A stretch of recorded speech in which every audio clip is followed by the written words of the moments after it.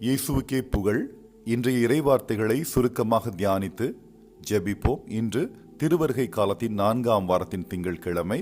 இயேசு வழங்கும் நம்பிக்கையும் சமாதானமும் நிறைந்த இந்த வேளையில் அவர் அருளும் அன்பு குறித்து இந்த கடைசி வாரத்தில், திருவருகை காலத்தின் கிறிஸ்துமஸ்க்கு முந்தைய வாரத்தில் நாம் இன்று தியானிக்கிறோம். எப்ராஹிமில் வாழ்ந்த லேவியரான எல்கானாவின் 2 மனைவிகளில் அன்னா ஒருத்தி. குழந்தை பேறு இல்லாததால் அன்னா மனம் உடைந்திருந்தாள். மேலும் எல்கானாவின் மற்றொரு மனைவியாலும் சமூகத்தாலும் அவள் அடிக்கடி அவமானப்படுத்தப்பட்டாள். அவள் ஒரு ஆண் குழந்தை பேற்றிற்காக இறைவனிடம் ஜெபித்தாள். தன் வாழ்நாள் முழுவதும் அக்குழந்தையை கடவுளுக்கே அர்ப்பணிப்பதாக ஒரு பொருத்தனை செய்தாள். உண்மையில் கருவுற இயலாதவர் என்று கூறப்பட்ட அன்னா ஒரு ஆண் குழந்தையுடன் ஆசீர்வதிக்கப்பட்டாள். நான் இவனை கடவுளிடத்தில் கேட்டேன் என்று பொருள்படும்படிக்கு அக்குழந்தைக்கு சாமுவேல் என்று பெயரிட்டாள். இன்றைய முதல் வாசகத்தில் அன்னா தனது வாக்குறுதியை காப்பாற்றி ஏராளமான காணிக்கைகளுடன் சாமுவேலை இறைவனிடம் அர்ப்பணம் செய்வதை பற்றி படிக்கிறோம். 1 சாமுவேல் முதல் அதிகாரம் 24 முதல் 28 வரையுள்ள இறைவசனங்கள். அன்னாவின் கதையிலிருந்து நாம் என்ன கற்றுக்கொள்ளலாம்? 1, இறைவன் மனம் உடைந்தவர்களை அற்புதமாக குணப்படுத்துகிறார். இறைவன் மனம் உடைந்தவர்களை அற்புதமாக குணப்படுத்துகிறார். 2, நமது ஆசீர்வாதங்களுக்கு நாம் என்றென்றும் நன்றியுடன் இருக்க வேண்டும். 3, குழந்தைகள் அவருடைய ஆசீர்வாதங்களின் ஒரு பகுதி. ஒரு நோக்கத்திற்காக இறைவனால் நமக்கு அவர்கள் கொடுக்கப்பட்டிருக்கிறார்கள். நமது ஆவிக்குரிய அர்ப்பணிப்பின் ஒரு பகுதியாக நாம் அவர்களை இறைவனுடைய மகிமைக்காக மட்டுமே வளர்க்க வேண்டும். இன்றைய நற்செய்தி இயேசுவை தனது கருவில் சுமந்திருந்த இளம் தாய் மரியா கருவுற இயலாதவர் என்று கூறப்பட்டிருந்தும் அற்புதமாக கடவுளால் ஆசீர்வதிக்கப்பட்டு கர்ப்பமாயிருந்த தன் உறவினரான எலிசபெத்தை பார்க்க சென்ற பொழுது பாடிய மகிழ்வு பாடலை மேக்னிஃபிகேட் நமக்கு முன்பாக வைக்கிறது. லூக்கா முதல் அதிகாரம் 46 முதல் 56 வரையுள்ள இறைவசனங்கள்.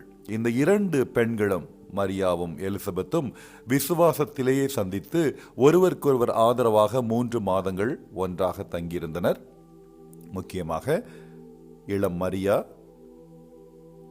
எலிசபெத் அம்மாளுக்கு பணிவிடை செய்தாள் என்று பார்க்கிறோம். தன்னுடைய பணிவினாலே மரியா தனது மிக இள வயதிலேயே கொண்டிருந்த ஆவிக்குரிய அர்ப்பணிப்பை அவளுடைய பாடல் பிரதிபலிக்கிறது. அவளுடைய தொடக்க வரிகளை நீங்கள் படித்தீர்கள் என்றால் தெரியும். ஆண்டவரை எனது உள்ளம் போற்றி பெருமைப்படுத்துகிறது. என் மீட்பராம் கடவுளை நினைத்து எனது மனம் பேர் உவகை கொள்கிறது. ஏனெனில் அவர் தம் அடிமையின் தாழ்நிலையை கண்ணோக்கினார் என்று. அன்னை மரியாவும் அன்னாவும் தங்கள் பாடல்களில் தம்மை நம்புபவர்களை இறைவன் ஒருபோதும் கைவிட மாட்டார் என்ற தங்கள் உறுதியான நம்பிக்கையை வெளிப்படுத்துவதை நாம் காண்கிறோம். நற்செய்தியும் அதே சமயத்தில் பழைய ஏற்பாட்டில் 1 சாமுவேல் 2ஆவது அதிகாரம் முதல் 10 இறைவசனங்களை நீங்கள் படித்தீரென்றால் அன்னாவை பற்றியும் உங்களுக்கு செய்திகள் தெரிய வரும். மரியாவும் எலிசபெத்தும் ஒன்றாக சேர்ந்து கடவுளை போற்றியதை பற்றி தியானிக்கும் பொழுது திருத்தந்தை லியோ 14ஆம் லியோ இவ்வாறு குறிப்பிட்டுள்ளார். தீமையை நன்மையாலும் மரணத்தை வாழ்வாலும் எதிர்கொள்ளும் வகையில் உறவுகள் பிறக்கும் பொழுது கடவுளால் எதுவும் இயலாதது அல்ல என்பதை நாம் காண்கிறோம் என்று. உண்மை. மரியா தாழ்மையுடன் இருந்ததைக் கண்டு கடவுள் அவரை பெரிதும் உயர்த்தி உலகின் மீட்பராகிய மெசியாவின் தாயாகும் வரத்தை அவருக்கு அளித்தார் என்று பார்க்கிறோம். மரியா உணர்ந்த அந்த தாழ்மை நம் வாழ்விலும் பிரதிபலிக்க வேண்டும்.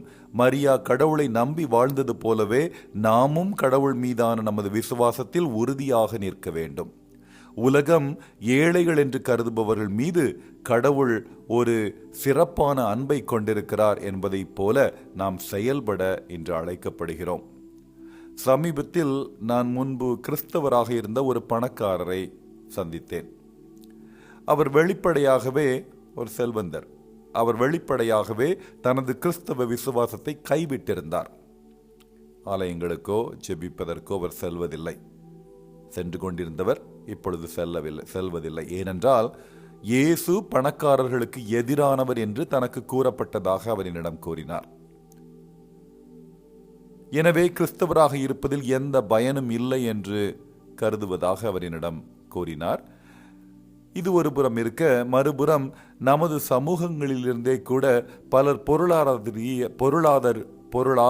பொருளாதார ரீதியாக ஏழைகளாக நடிக்கிறார்கள் என்பதை நாம் காண்கிறோம்.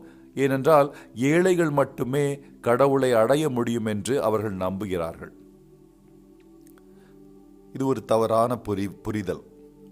மேலும் சில சமயங்களில் ஏழை என்ற முத்திரையுடன் அதிக உலக பயன்களை பெற விரும்புகிறார்கள்.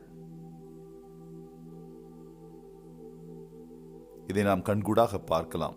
ஆலயங்களிலும் பார்க்கலாம், திருச்சபைகளில் பார்க்கலாம், நம்முடைய ஆலயங்களுக்கு வெளியிலும் பார்க்கலாம். ஏழையாக இருக்கும் பொழுது எங்களுக்கு சில சலுகைகள் கிடைக்கின்றன, உதவிகள் கிடைக்கின்றன. அதனால் நாங்கள் இப்படியே இருக்க விரும்புகிறோம் என்று நடிக்கலாம். இது இப்படி இருக்க, ஏன் இறைவன் இவ்வாறாக செல்வரை பற்றி நினைக்கிறார் என்று பார்ப்போம். செல்வர் இறையாட்சிக்கு உட்படுவது எவ்வளவு கடினம் என்று இயேசு வெளிப்படையாகவே நமக்கு கூறினார் என்று பார்க்கிறோம். தகுந்த குறிப்புகளை நீங்கள் படிக்கலாம். லூக்கா, மத்தேயு, மார்க்கு நற்செய்தியாளர்கள் மூலம்.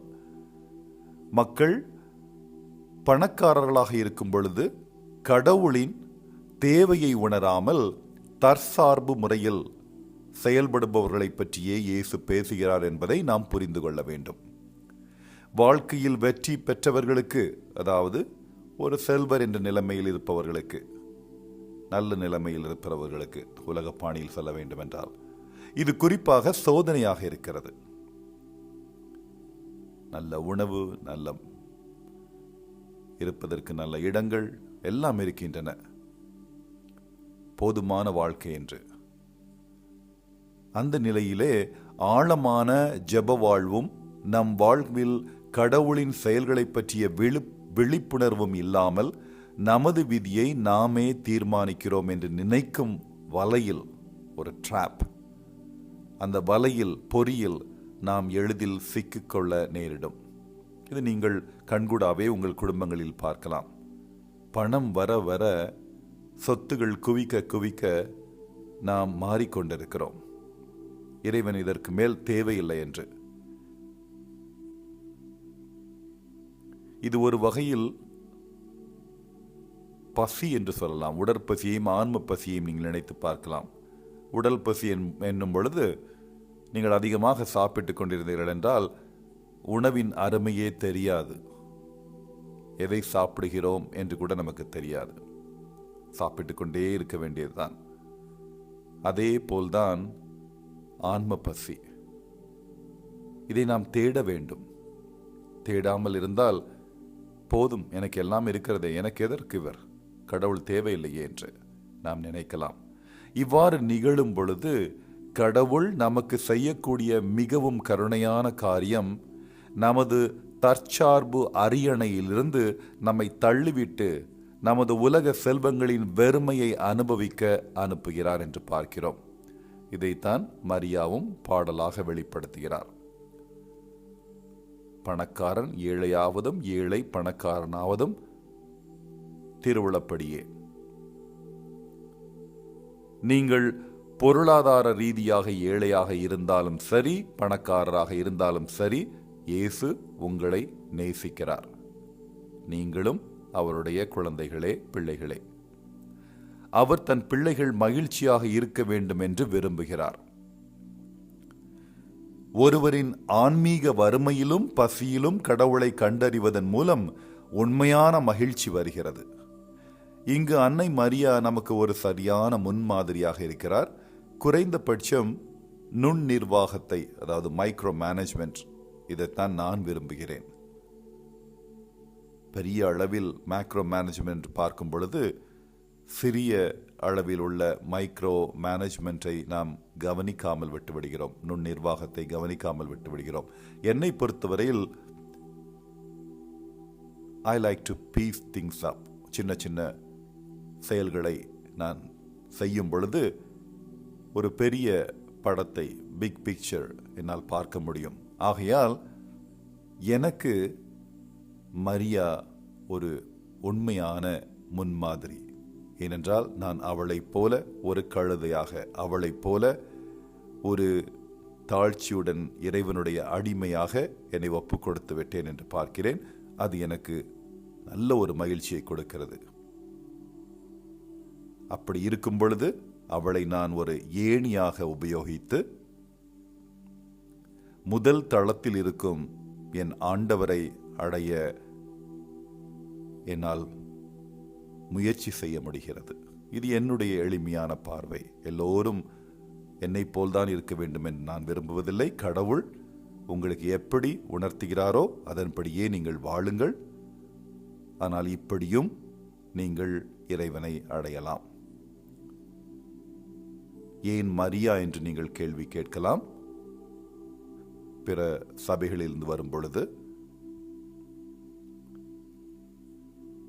அப்படி இருந்தாலும் நீங்கள் நேரடியாகவே இயேசுவை பற்றி கொள்ள முடியும் என்பதிலும் எனக்கு எந்த மாற்று கருத்தும் இல்லை. ஆனால் இந்த ஆன்மீக வறுமை, எளிமை, எப்படி நாம் மரியாவை குறித்து படிக்கிறோமோ அது நமக்கு மனிதத்தையும் இறைவனையும் இணைக்கும் ஒரு பாலம் என்பதை மறந்துவிடாதீர்கள். ஜெபிப்போமா? கண்களை மூடி நீங்கள் ஜெபிக்கும் பொழுது குறிப்பிட்ட இறை வார்த்தைகளை மனதில் இருத்துங்கள். குறிப்புகள் எழுத்தில் கொடுக்கப்பட்டிருக்கின்றன, நான் படிக்கிறேன். படிக்கும் பொழுது அதை குறித்து தியானியுங்கள். முதலாவதாக அன்னாவை குறித்து தியானிக்கிறோம். சாமுவேலின் அர்ப்பணத்தை குறித்து தியானிக்கிறோம். என் தலைவரே, முன் நின்று ஆண்டவரிடம் வேண்டிக் கொண்டிருந்த பெண் நானே. இப்பையனுக்காகவே நான் வேண்டிக் கொண்டேன். நான் ஆண்டவரிடம் விண்ணப்பித்த என் வேண்டுகோளை அவர் கேட்டருளினார். ஆகவே நான் அவனை ஆண்டவருக்கு அர்ப்பணிக்கிறேன். அவன் தன் வாழ்நாள் அனைத்தும் ஆண்டவருக்கே அர்ப்பணிக்கப்பட்டவன். இரண்டாவதாக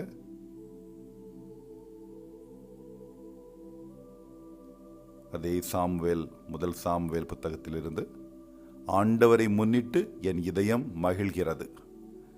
நான் நீர் அளிக்கும் மீட்பில் களிப்படைகிறேன். இது அன்னாவின் பாடல். ஆண்டவரை முன்னிட்டு என் இதயம் மகிழ்கிறது, நான் நீர் அளிக்கும் மீட்பில் களிப்படைகிறேன். மூன்றாவதாக மரியாவின் பாடலிலிருந்து, அவருக்கு அஞ்சி நடப்போருக்கு தலைமுறை தலைமுறையாய் அவர் இரக்கம் காட்டி வருகிறார். அவர் தம் தோள் வலிமையை காட்டியுள்ளார். உள்ளத்தில் செருக்குடன் சிந்திப்போரை சிதறடித்து வருகிறார். வலியோரை அரியணை நின்று தூக்கி எறிந்துள்ளார். தாழ்நிலையில் இருப்போரை உயர்த்துகிறார்.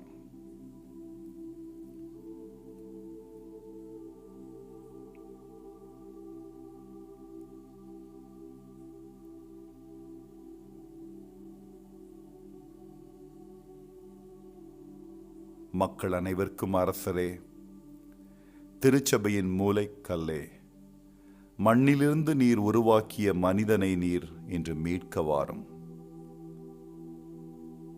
என் துன்பங்கள் அனைத்தையும் ஒன்றுமே இல்லாமல் ஆக்கிய உம்மை நான் மகிமைப்படுத்துவேனாக. மேலும் உம்முடைய அன்பின் நற்செய்தியை பரப்புவதற்கு நீர் எனக்கு வல்லமை அளித்திருக்கிறீரே. தயவு செய்து என்னை என்றென்றைக்கும் உம்முடைய அடிமையாக ஏற்றுக்கொள்வீராக.